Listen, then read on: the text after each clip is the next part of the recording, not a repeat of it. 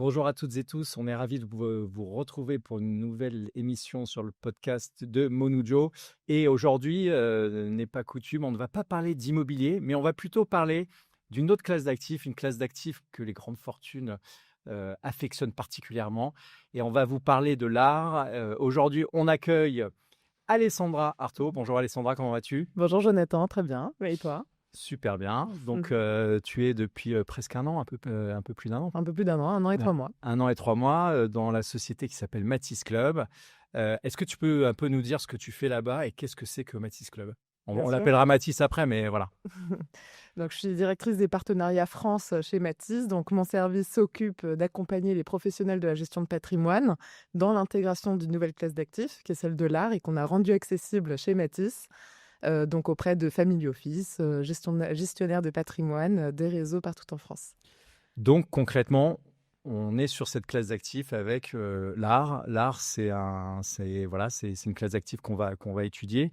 Concrètement, vous, ça fait longtemps que vous faites ce job-là au sein de Matisse. Comment a été créé Matisse, en fait, finalement? Alors, Matisse a été créé il y a 3 ans, mais les équipes constituant Matisse le font depuis des dizaines d'années. Et Matisse est né de la rencontre de deux mondes, qui sont le monde de l'art et le monde de la finance, qui n'ont jamais trop collaboré par le passé, et plus spécifiquement donc la rencontre de deux experts. François Carbone, qui est un expert qui a créé Anaxago et qui a voulu investir personnellement dans le monde de l'art. Donc, Anaxago, on le rappelle pour celles et ceux qui connaissent, c'est une plateforme de crowdfunding qui, au départ, était plutôt sur l'immobilier, alors qu'il a toujours fait de l'immobilier, d'ailleurs, je crois. Exactement, tout à fait. Il a voulu investir personnellement dans l'art, donc il s'est rapproché d'Arnaud Dubois, qui avait plus de 700 transactions à son actif, qui a acheté et vendu des œuvres d'art pour le compte de familles fortunées depuis des années. Et ils ont fait un constat, c'est que d'un côté, l'art représente plus de 20% du patrimoine des plus grandes fortunes mondiales, que d'après des sondages, un grand nombre d'investisseurs souhaitent investir dans cette classe d'actifs, et que de l'autre, si on n'a pas de réseau, de moyens financiers ou d'expertise, c'est difficile d'investir correctement dans ce marché. Donc, quelque part, il y a finalement un peu deux univers qui se rapprochent. Il y a la grande expertise d'Arnaud. On avait fait une interview sur le terrain de votre épargne avec Arnaud, où en gros, on voit que c'est un sachant, c'est quelqu'un qui aime, j'allais dire, alors je ne sais pas si le terme chiné il est approprié, mais si, mine de rien, il aime aller chercher les bonnes opportunités un peu partout dans le monde. Tout à fait. Il est tout le temps en voyage finalement. Alors lui et son équipe sont tout le temps en voyage. Ils sont à New York, là en ce moment ils sont à Bâle pour Art Basel, ils sont à Hong Kong, ils sont partout dans le monde, parce que c'est l'avantage de l'art, et puis on reviendra plus tard, mais c'est qu'une œuvre d'art peut s'acheter et se vendre partout dans le monde. Oui, ça c'est important, on en reviendra.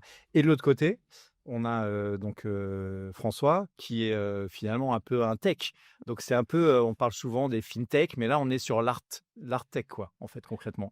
C'est très juste, parce qu'en plus de ça, on est en train de développer un outil digital pour les équipes art qui n'a jamais été développé dans le monde de l'art, qui les rendra encore plus efficaces. Je pourrais en parler tout à l'heure, mais sur le sourcing. Ouais, Donc, sur des tout à fait. éléments. Ouais, Ouais. ok, des opportunités. Ouais, c'est intéressant. Bon, alors là, on a un peu dressé finalement la boîte, Matisse. Maintenant, l'objectif, c'est de comprendre un peu pourquoi cette classe d'actifs, pourquoi la Bien classe sûr. d'actifs de l'art, pourquoi finalement. Alors, l'intérêt d'investir dans l'art, il y en a 3. Le premier point, alors l'art du XXe siècle en particulier, parce que chez Matisse, le projet, c'est de proposer de co-investir, donc d'acquérir à plusieurs des œuvres d'artistes iconiques du XXe siècle. Donc, on Voilà, parle d'artistes. on a quelques noms, Warhol, Pablo Picasso, Marcel Duchamp, Niki de Saint-Phal. Alexander Calder. Alexander Calder, ouais, voilà. Exactement. Donc, l'intérêt d'investir dans cette classe d'actifs, c'est déjà sa liquidité, et sur celle du XXe siècle en particulier. Quand tu dis la liquidité, finalement, ça veut dire qu'en fait, il y a une profondeur de marché. Ça veut dire qu'il y a beaucoup de transactions qui sont réalisées sur chacun de ces artistes, c'est ça? C'est exactement ça. Et quand on investit dans une classe d'actifs, c'est important d'avoir de la profondeur de marché pour avoir des transactions régulièrement, de savoir, parce qu'une œuvre d'art, c'est comme un bien immobilier. La valeur d'une œuvre d'art dépend de transactions comparables d'un bien d'un même quartier ou d'une œuvre d'une même série en vente aux enchères, des données qui sont publiques.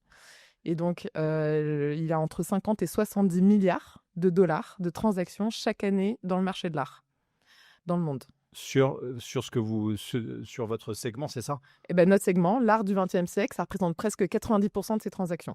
Ah oui, donc on a en fait finalement, oui, c'est la majorité. Voilà, exactement. Des œuvres de Léonard de Vinci, il y en a 10. Il y en a 9 dans des musées et une en collection privée.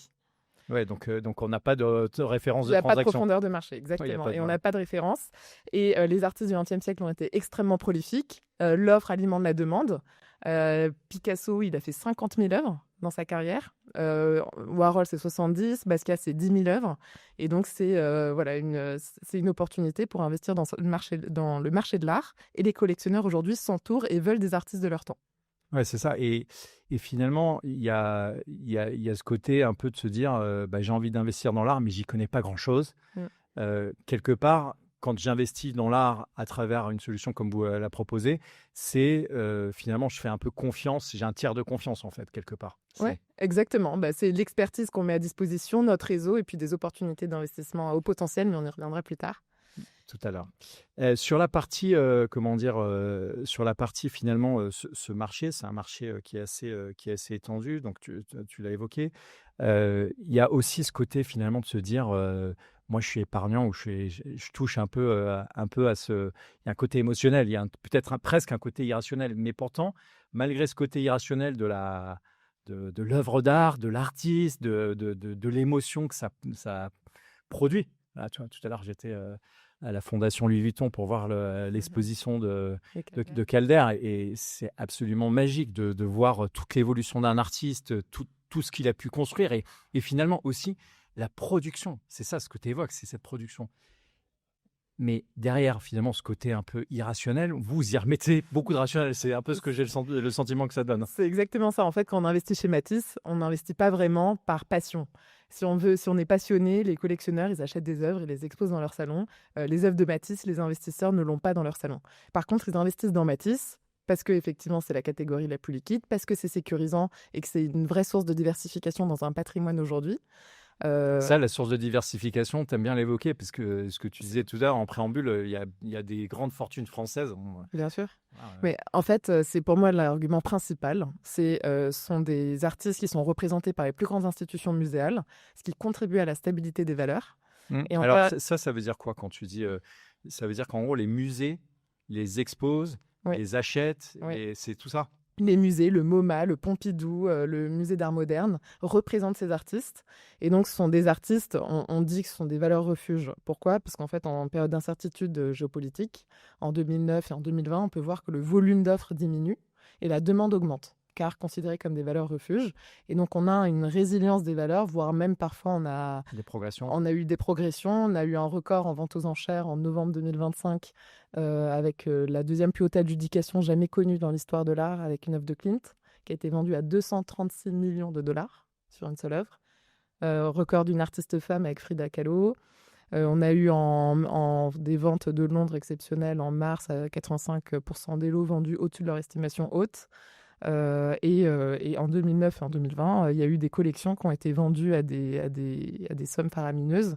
On a eu la célèbre vente de Yves Saint Laurent, Pierre Berger, à près de 500 millions de dollars en 2009. On a eu les collections de Paul Allen, Maclo Collection en 2020, 2022, qui ont été vendues à des sommes presque près d'1 milliard de dollars. Donc c'est une classe d'actifs qui présente une vraie diversification et qui a tout son sens dans son patrimoine, parce qu'elle répond à des dynamiques et qui est peu corrélée au marché financier. Oui, voilà, c'est ça. On est dans un marché qui est quand même assez différent. Ouais, donc quelque part, il y a ce côté finalement, ce côté assez, j'allais dire, cartésien dans la façon dont vous le faites.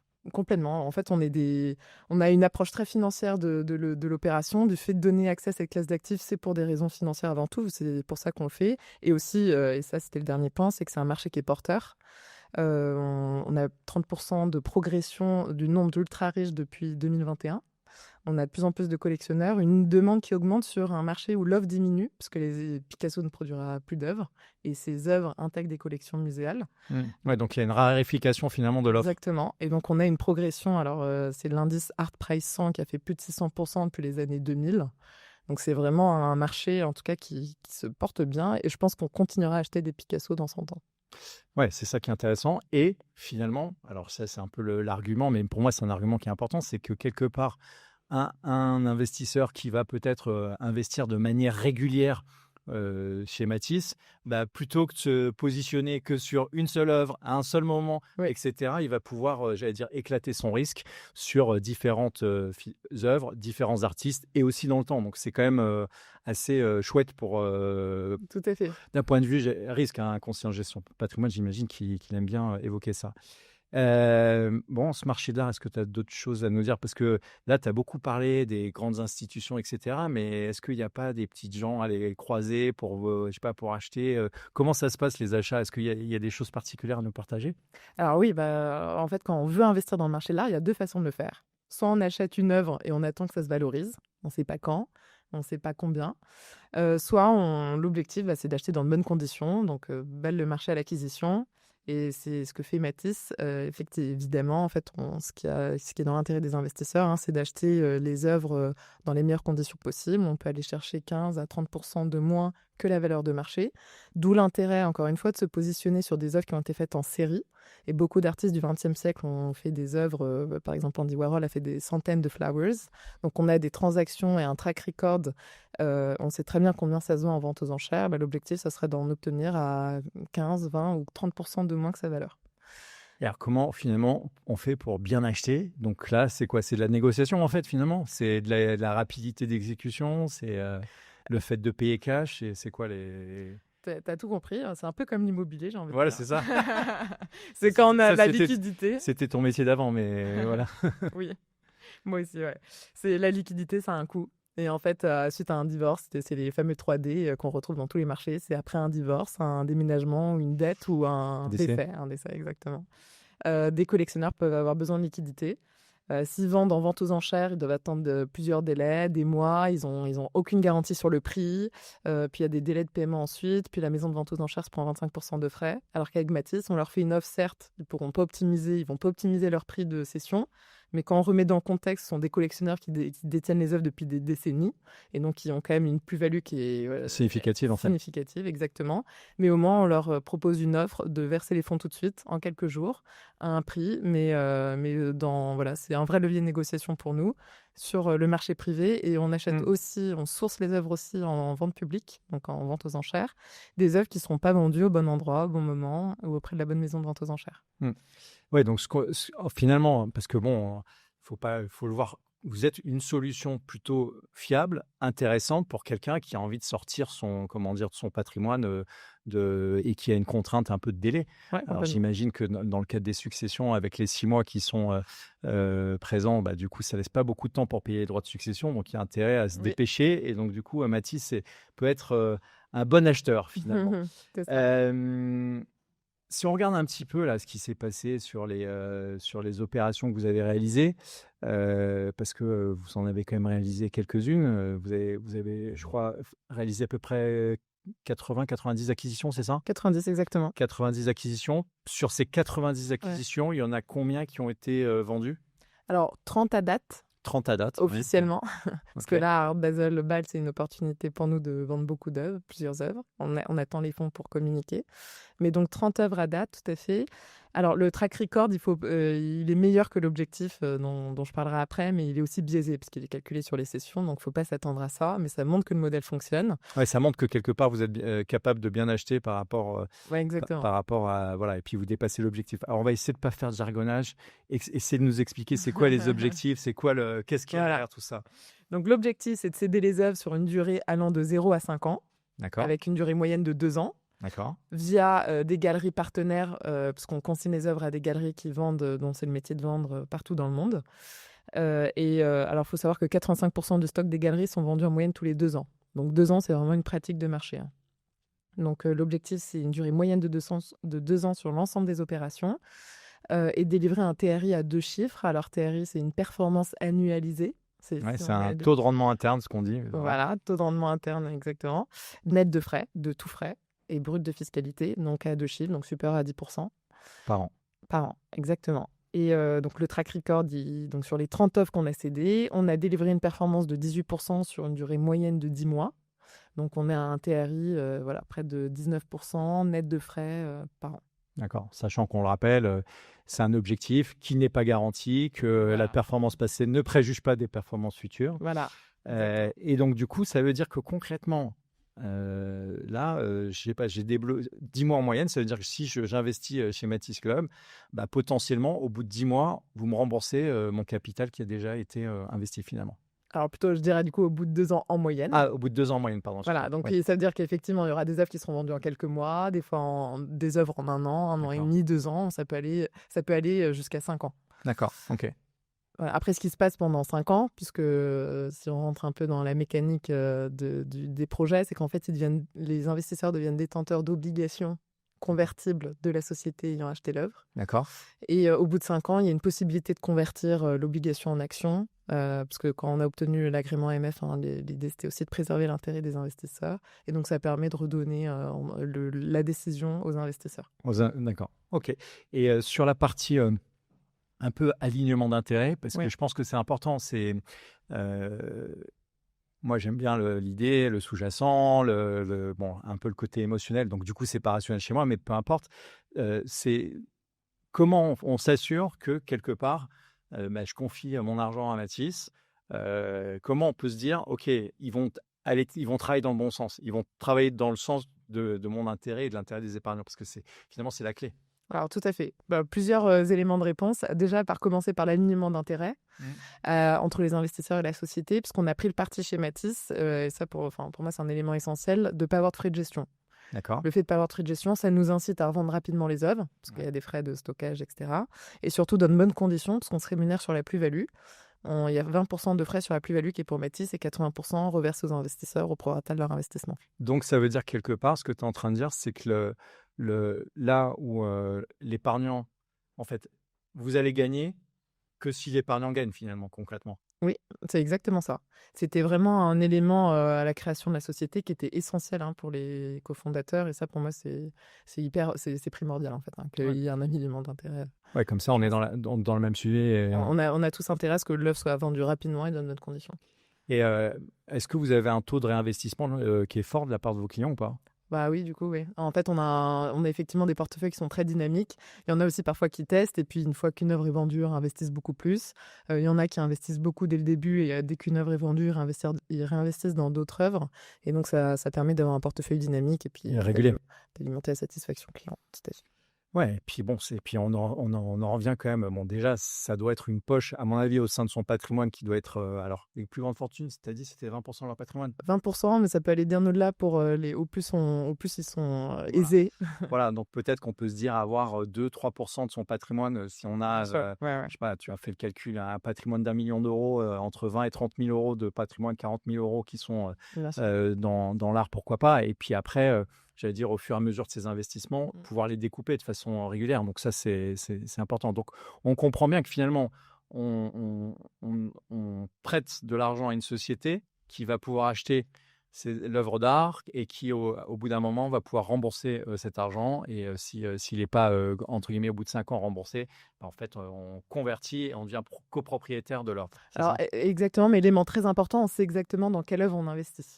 Mm. Et ça permet aussi de s'assurer et redonner, entre guillemets, un peu la décision aussi aux investisseurs et aux conseillers en gestion de patrimoine, puisque vous savez exactement le prix d'acquisition, les transactions comparables en vente aux enchères, dont je parlais tout à l'heure, et donc il est possible de faire aussi une différence et estimer une performance potentielle à terme, la profondeur de marché de l'artiste, le record en vente aux enchères de l'artiste, le contexte de marché de l'artiste. On donne vraiment tous les éléments pour une analyse, alors déjà financière, parce que c'est quand même la raison principale pour laquelle on investit chez Matisse, mais aussi artistique, avec une expérience culturelle que je trouve intéressante, puisqu'on crée et on produit des vidéos de 2 minutes de présentation artistique, cette fois-ci de l'œuvre et de l'artiste.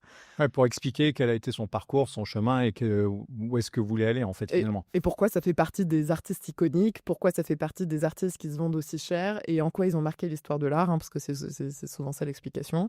Et donc on rentre vraiment dans le sujet pour pouvoir aussi apporter de l'expérience et enrichir d'une certaine façon Ouais, leur apporter, culturellement. ouais, culturellement, ouais, Exactement. les épargnants, c'est pas mal. On a parlé tout à l'heure du côté art tech. Tu voulais nous dire un peu un truc là-dessus, sur le côté un peu tech ou pas, du coup? On se veut aussi une boîte tech, en plus d'être une boîte financière, puisque on a donc une équipe en interne qui a développé donc un outil digital pour pouvoir visualiser pour les investisseurs l'ensemble des opportunités d'investissement, mais aussi pour les équipes art, l'équipe de sourcing, pour les rendre encore plus efficaces que ce qu'ils ne sont dans l'identification et l'acquisition D'opportunités. d'opportunités. Ok. Et donc ça veut dire analyser toutes les données, alors qu'ils sont disponibles déjà sur Artprice, donc les données données de vente aux enchères, des transactions qui ont été opérées, et sur le marché privé, des données qu'on depuis des années maintenant, qu'on peut intégrer également là-dedans, parce que ça, pour le coup, c'est un marché qui est opaque, que tout le monde n'a pas forcément. Et le fait de pouvoir faire de l'analyse de données, ça nous rend évidemment forcément beaucoup plus Plus efficace. efficace. Ouais. C'est important finalement. C'est un Et un peu levier, et en fait, c'est un argument compétitif qui est très fort, quoi. ouais, et puis quelque part, ça veut dire que vous êtes capable, je sais pas, j'imagine, d'analyser. Demain, tu as une opportunité qui arrive, vous êtes capable d'analyser très vite très vite.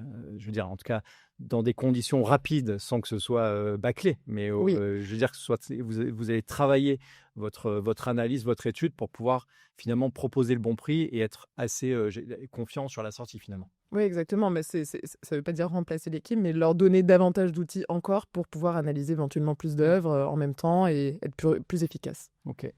Est-ce que tu as envie de nous dire de nous partager une dernière chose sur ce monde de l'art et cette boîte que tu as rejoint il y a plus d'1 an? Bah, pour moi, enfin, moi, je suis passionnée évidemment parce que moi, je suis convaincue que d'un point de vue patrimonial, ça a énormément de sens, hein. C'est vraiment un outil de diversification que je trouve idéal, puisque c'est un marché, en fait, l'avantage de ce marché, c'est qu'il y a moins de 1% de dette. Et donc, c'est un marché qui est encore très artisanal et de ce fait, qui présente des opportunités. Ce que tu es en train de sous-entendre, c'est que la dette, c'est toxique, c'est ça? Alors, pas tout à fait, non. C'est pas ça. C'est juste que ça répond à d'autres mécaniques. Ouais. Mais disons que le marché de l'art, en fait, présente des opportunités qui sont assez importantes, que ce soit de gré à gré ou en vente aux enchères, ce qui permet vraiment de délivrer un équilibre risque-performance, je trouve, qui est assez optimal. Et en plus de ça, redonner plaisir à l'investissement. Je pense que c'est important, comme quand on achète, comme quand on consomme, de redonner déjà un petit peu la décision et le plaisir aussi dans le fait de choisir telle ou telle œuvre. Et quand on va dans des musées, de regarder l'artiste sous un autre angle. Mm. Exactement. Se dire, voilà, j'en ai J'ai un un petit peu. ongle J'ai un cil. C'est exactement. Et les investisseurs peuvent avoir l'opportunité de venir voir leurs œuvres, ce qui est très important, au showroom de Matisse, qui est dans le 2e arrondissement. Et on organise aussi des visites privées de foires, d'événements, mais donc on peut donner accès, ça veut dire d'un point de vue financier, mais aussi accès à un nouveau monde via des événements culturels. Un accès Et finalement l'expérience. culturel, pédagogique, etc. C'est Tout à fait. dans la pédagogie, c'est un peu le cœur du réacteur aussi de Que tu Monujo. connais bien. Voilà, d'être dans la Exactement. pédagogie financière. Tout Merci à fait. beaucoup, Alessandra. C'était top de pouvoir échanger. J'espère que ça donnera un peu un horizon à nos auditeurs. Et Avec puis, plaisir. on vous dit, bien évidemment, vous pourrez trouver toutes les informations de Matisse Club sur Monujo. N'hésitez pas à nous poser vos questions. Vous avez bien compris que c'était une classe d'actifs qui est une classe d'actifs, bien évidemment, diversifiante. On est dans la diversification, mais qui est porteuse de sens, avec une réalité finalement à la fois artistique, économique, mondiale, voilà, qui traverse finalement, qui n'est pas franco-française, mais qui traverse clairement les frontières, les océans. Et avec de plus en plus finalement d'acheteurs qui sont là intéressés pour avoir une belle collection chez eux. Donc c'est peut-être le moment d'y réfléchir. Et puis on vous dit à très bientôt sur la chaîne Monujo. Merci Jonathan. À bientôt.